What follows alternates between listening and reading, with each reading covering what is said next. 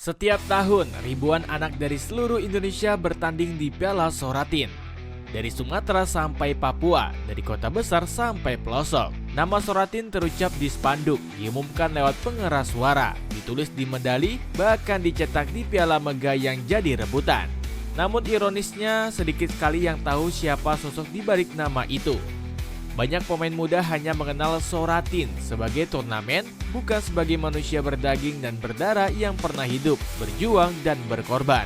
Bagaimana bisa sebuah nama begitu diagungkan dalam sepak bola Indonesia, tapi kisah di baliknya nyaris tak pernah terdengar? Siapakah sebenarnya Soratin Sosrosogondo? Dan mengapa namanya begitu penting bagi sejarah sepak bola kita?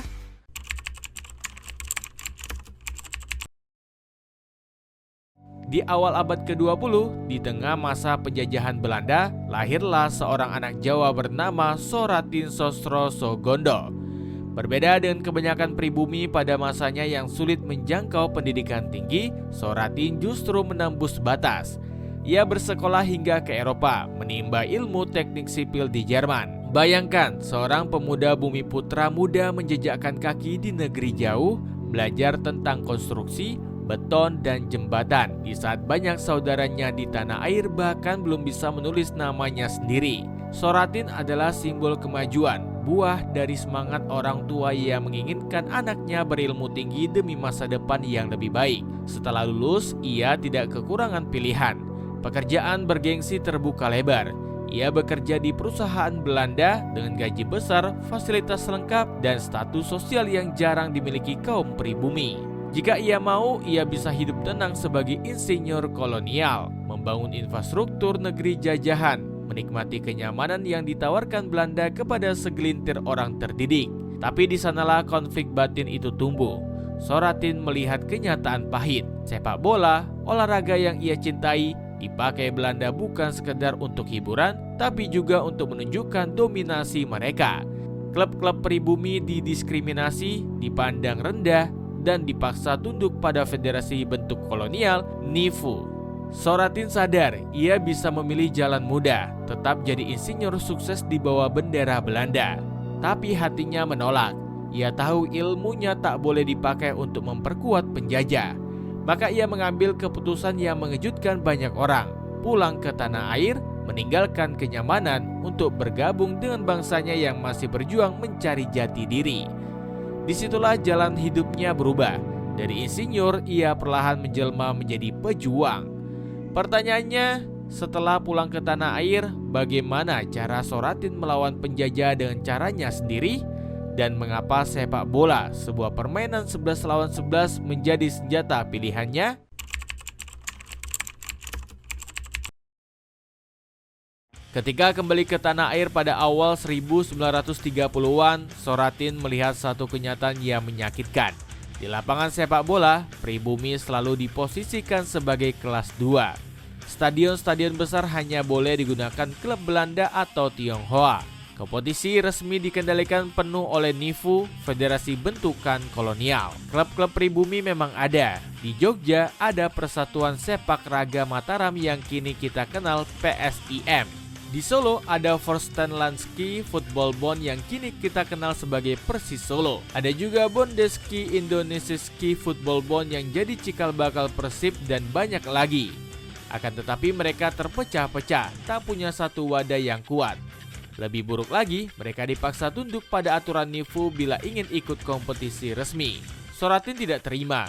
Baginya sepak bola bukan sekedar hiburan, tapi arena pembuktian harga diri bangsa.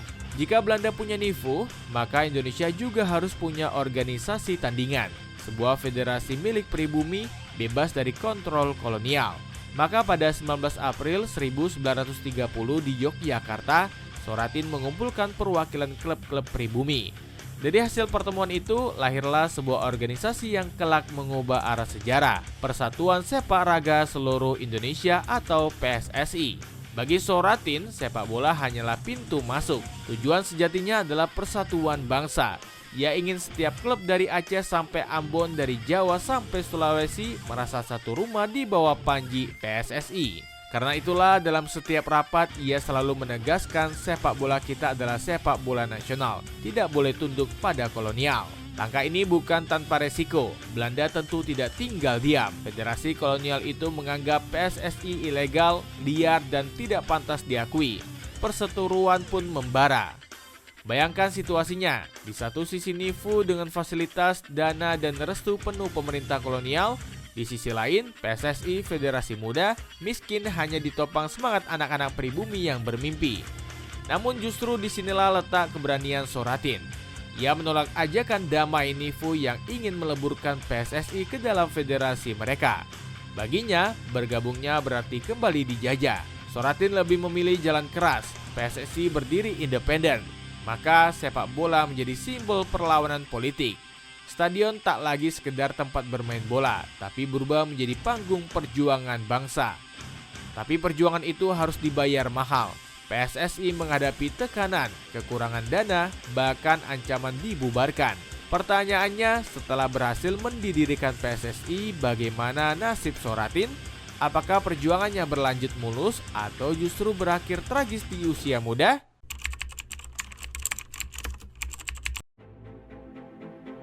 Mendirikan PSSI membuat Soratin dikenal luas. Ia bukan lagi sekedar insinyur lulusan Jerman, melainkan pemimpin perlawanan kultural melawan kolonial. Setiap kali PSSI menggelar kompetisi, stadion-stadion penuh. Rakyat pribumi datang bukan hanya untuk menonton bola, tapi juga untuk merasakan kebanggaan sebagai bangsa yang sedang mencari jati diri. Namun semakin besar PSSI, semakin besar pula tekanannya. Pemerintah kolonial Belanda terus mencari cara untuk melemahkan organisasi ini. Klub-klub di bawah PSSI sering kesulitan mendapat izin menggunakan lapangan, bahkan terkadang mendapat intimidasi. Di balik panggung, Soratin memikul beban berat. Ia rela melepas karir mapan di perusahaan Belanda demi organisasi ini. Ia tidak punya penghasilan tetap, sementara kehidupannya kian hari kian terhimpit. Banyak koleganya di PSSI kagum pada dedikasi Soratin, tapi sedikit yang tahu bahwa kehidupannya makin kesepian. Dan inilah titik yang jarang dibicarakan. Pada usia yang masih sangat muda, 39 tahun, Soratin wafat pada 1959 dalam kondisi miskin, hampir dilupakan. Ada versi cerita yang menyebut ia meninggal karena sakit keras. Ada pula yang meyakini ia terlalu lelah menanggung beban perjuangan yang tak berkesudahan. Ironis bukan?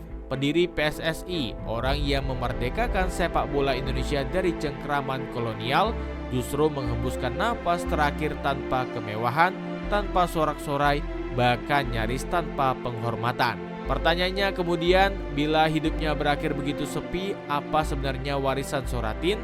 Apakah semua pengorbanannya hanya jadi catatan samar dalam sejarah? Jawabannya ada pada satu hal yang masih hidup sampai hari ini. Sebuah turnamen usia muda yang diberi nama sesuai namanya, Piala Soratin. Lalu seperti apa warisan itu berkembang? Siapa saja bintang Indonesia lahir darinya? Dan mengapa turnamen ini justru sering terpinggirkan?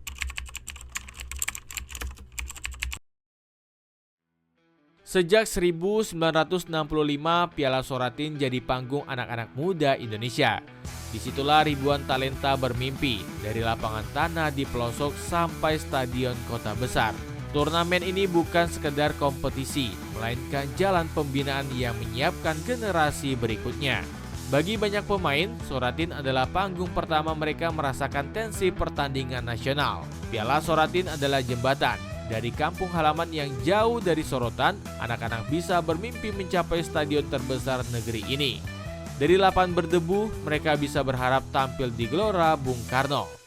Beberapa kisah bisa dibuktikan jelas. Egy Maulana Fikri misalnya, pernah mencatatkan namanya di Piala Soratin 2016 bersama timnya dan dari sanalah sorotan mulai tertuju padanya. Media kala itu menulis bagaimana penampilannya di Soratin membuka jalan menuju timnas U19. Fakta ini menunjukkan bahwa turnamen ini bukan sekedar seremonial, tapi benar-benar bisa menjadi batu loncatan karir. Selain Egy, banyak cerita lokal menyebut deretan pemain profesional kita juga tumbuh lewat jalur Soratin. Meski dokumentasi lengkapnya sulit dilacak karena arsip sepak bola usia muda memang terbatas, hal itu justru menambah aura misteri. Seakan-akan setiap bintang besar punya jejak Soratin yang diwariskan secara lisan, bukan hanya lewat catatan. Namun di balik kebanggaan itu ada ironi. Turnamen yang menyandang nama pendiri PSSI ini sering terpinggirkan. Liputan minim, perhatian publik terbatas, bahkan kadang hanya jadi agenda formal pembinaan. Pertanyaannya, apakah kita rela membiarkan warisan Soratin sekedar hidup di spanduk turnamen tapi mati dalam ingatan kolektif bangsa?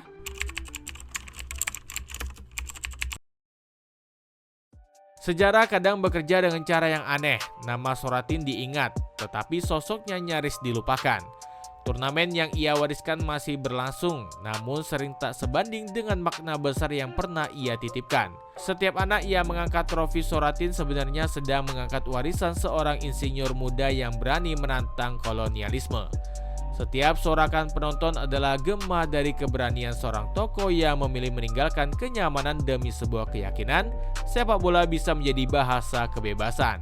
Namun, apakah generasi hari ini menyadari hal itu? Ataukah Piala Soratin hanya akan jadi sekedar turnamen tanpa ikatan emosional pada sosok yang namanya tertera di piala? Warisan bisa bertahan jika ada yang menjaga. Dan kisah Soratin mengajarkan kita bahwa sepak bola Indonesia tak pernah berdiri di ruang kosong. Ia lahir dari keberanian, pengorbanan, dan mimpi seorang manusia. Pertanyaan terakhir pun menggantung. Apakah kita rela membiarkan nama Soratin hilang untuk kedua kalinya? Kali ini bukan oleh penjajahan, tapi oleh lupa kita sendiri?